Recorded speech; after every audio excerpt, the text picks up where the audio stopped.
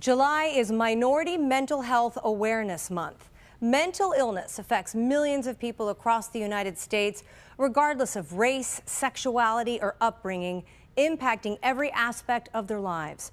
Our next guest knows this all too well. Larry Johnson was a star running back for the Miami Dolphins, but run-ins with the law and domestic violence issues ended his storied career. As he tried to deal with anger issues, he was diagnosed with bipolar disorder. But unlike Johnson, many people never get help. In fact, a whopping 80% of African Americans and Hispanics suffering from some sort of mental health condition receive no treatment at all. When it comes to Asian Americans, only 1/3 dealing with a mental illness receive treatment. Here to share more is former Miami Dolphins running back Larry Johnson, now working with the nonprofit The Motivational Edge as chairman of Edge Ambassadors, and Carlos Larrauri, who sits on the board of directors for the National Alliance on Mental Illness in Miami-Dade. Gentlemen, thank you so much for joining us. Larrauri, That's correct? right. All right, Yes, I've been practicing that. Thank you both for being here. Pleasure. So, Larry, let's dive in with you. Your past is no mystery. It's no surprise. It's been tumultuous. You had a storied career as a football player and had a lot of issues when it came to domestic violence, violence against girlfriends. You've been on probation. Take us through that difficult time. At what point in your life, as all of this was unfolding, did you say to yourself, this has to stop, or I need help?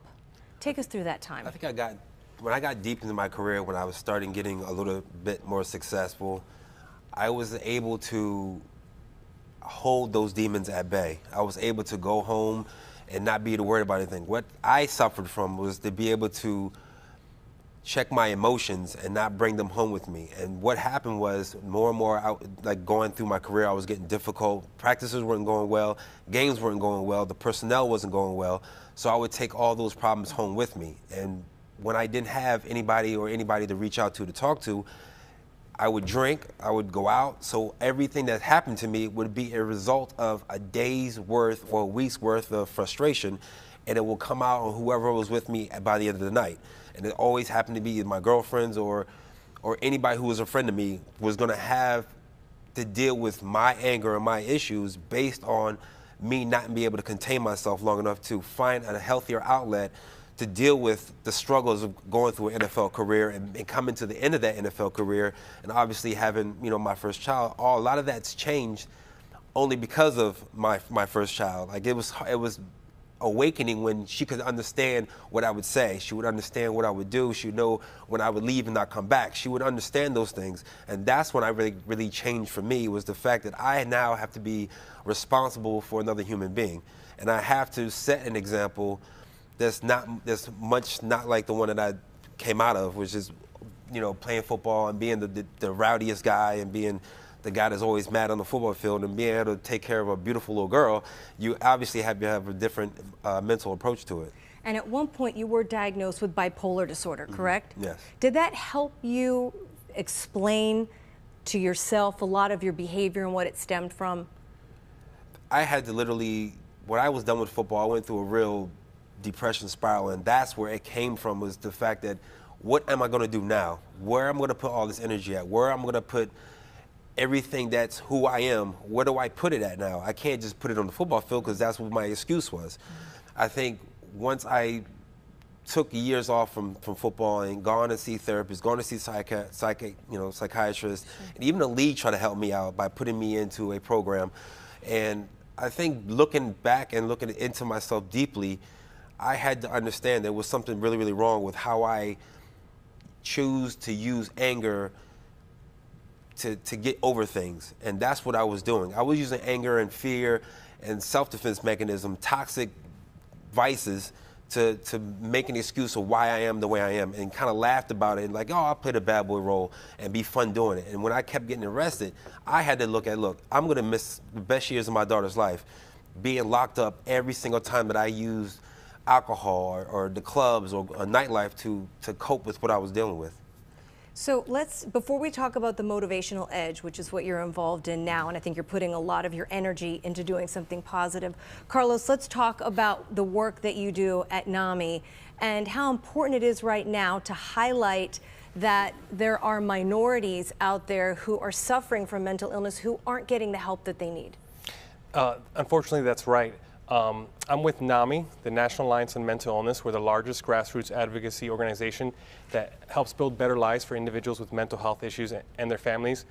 And we know that mental illnesses are very common. They affect 1 out of 5 Americans. 50% of them present before the age of 14. Yet we also know that African Americans and Hispanics like myself often receive care at less than half the rate of whites. So there's a huge discrepancy between these mental health issues, how prevalent are, and people seeking care and services for them. Why do you think minorities aren't getting the help that they need? Is it cultural? And Larry, you might even be able to speak to this as well. Is it one of those things that people just don't want to talk about, or there just aren't services in their community? What is it? Sure, it's realistically speaking a combination of both. On the cultural side of it, I mean, look, it's very hard to face having a mental health issue, and we often have misconceptions and misunderstanding. Is it drug use? Is it poor parenting? All that is scientifically untrue. So there are cultural barriers, and there's also systemic barriers. There's a system that discriminates against individuals with mental health issues, and they often get stuck in the system, stuck in emergency rooms and stuck in jail. So we have cultural issues, and we need people to be open about it and talk about these mental health issues. And then we also need to fix a broken mental health system. So when people want to seek care, they can easily access it. And I think part of what you're doing here is the awareness to let people know we're here and you can seek us out if you feel that you need that extra help, correct? That's right. I mean, you know, hey, it's okay, man. Mental health issues are quite common. They happen. And it's okay to seek help. And I have to commend my friend Larry for the courage that it takes to say, you know, hey, man, you know, I need help, and life goes on. Let's talk about Motivational Edge. Tell us all about it and how that's helping youth in our community.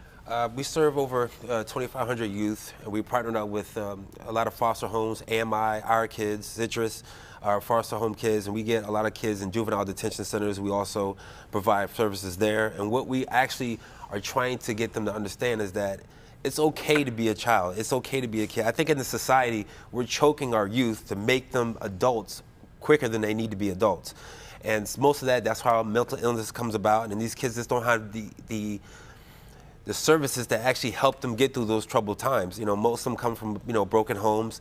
So a lot of that starts at home, but then when we get them, we are allow them to be themselves. We allow them to paint, to draw. A lot of them do poetry. A lot of kids are whiz at, you know, working the circuit board for studios and stuff like that. So they're always involved in arts, and we just try to cater to them as to keep them, you know, preoccupied and keep them with, you know, healthy things to get done. And give them that vehicle to do that. We have a testimonial right now from somebody who's involved with Motivational Edge. Let's take a listen. When I think the Motivational Edge is, to me, it's more than just a lyrical expression center. It's a place where I can go to feel safe and other kids can go to feel safe and can also express themselves musically. It's more than music, but academically, because since I've joined the Edge, I've got better in my reading classes. I hope that I can be the one that gets the Berkeley College scholarship, and to go from there, I hope I become a bigger and better artist. So one of the things that you heard her say was talking about being safe. So speak to that for a minute. Do these students want to feel that they have a safe place to go and express themselves? Yeah, I think most of the kids, well, mostly the young boys, are, you know, you have to get them going. But it's so fun when you get them all in a room and they're all allowed to be vulnerable. And I think that's the one thing they're missing. They don't have the chance to be vulnerable in their classrooms or at home. We give them opportunity to be vulnerable. We give them opportunities to let them be themselves and to grow as much as they want to grow. As long as you have a child that wants to do that, it's contagious. The next guy wants to do it, the next girl wants to do it, the next boy wants to come in and perform too. So it gives that camaraderie of having kids who want to have a healthier, you know, outlet of doing something together that they actually love doing. Yeah, tell us about the ambassadors, because you're chief ambassador, right? You're the chief. I'm more like the money guy, the money go-getter guy. So basically what I do is I make sure that anybody who donates money or donates to the program, they obviously see what the kids are bringing to the program and able to put their name on anything they want to do. Like if we open up a a studio, we were allowed to, through donations, to put that business name as a representative, and you get to be and feel the control of having kids coming in and actually having a nice outlet. So it's nice to have, different, collaborations from different businesses to be able to do that. Absolutely. Well, thank you so much for being here, problem, and congratulations on all the hard work that you're doing, and you as well, Carlos, at NAMI. It's helping a lot of people, so thanks so much. Thank you. And for more information on mental health and local services, visit NAMIofmiami.org. And if you'd like to become an EDGE ambassador or want more information on their programs, visit themotivationaledge.com. As always, you can find these links on our Facebook page at Your South FL. Here. Pleasure. So, Larry, let's dive in with you. Your past is no mystery. It's no surprise. It's been tumultuous. You had a storied career as a football player and had a lot of issues when it came to domestic violence, violence against girlfriends. You've been on probation. Take us through that difficult time. At what point in your life, as all of this was unfolding, did you say to yourself, this has to stop, or I need help? Take us through that time. I think when I got deep into my career, when I was starting getting a little bit more successful, I was able to hold those demons at bay. I was able to go home and not be worried about it. July is Minority Mental Health Awareness Month. Mental illness affects millions of people across the United States, regardless of race, sexuality, or upbringing, impacting every aspect of their lives. Our next guest knows this all too well. Larry Johnson was a star running back for the Miami Dolphins, but run-ins with the law and domestic violence issues ended his storied career. As he tried to deal with anger issues, he was diagnosed with bipolar disorder. But unlike Johnson, many people never get help. In fact, a whopping 80% of African Americans and Hispanics suffering from some sort of mental health condition receive no treatment at all. When it comes to Asian Americans, only 1/3 dealing with a mental illness receive treatment. Here to share more is former Miami Dolphins running back Larry Johnson, now working with the nonprofit The Motivational Edge as chairman of EDGE Ambassadors, and Carlos Larrauri, who sits on the board of directors for the National Alliance on Mental Illness in Miami-Dade. Gentlemen, thank you so much for joining us. Larrauri, That's correct? right. All right, Yes, I've been practicing that. Thank you both for being here.